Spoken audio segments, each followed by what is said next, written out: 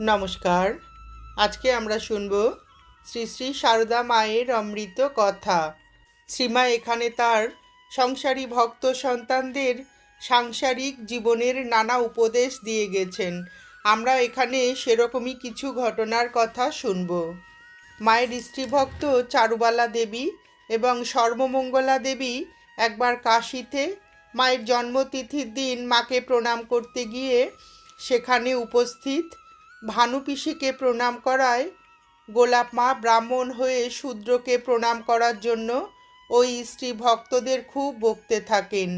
মা একথা শুনতে পেয়ে গোলাপ মার সামনেই স্ত্রী ভক্তদের বললেন, গোলাপের কাণ্ড দেখো, উৎসবের দিন, সকলে আনন্দ করবে, ও কিনা মনে কষ্ট দিচ্ছে।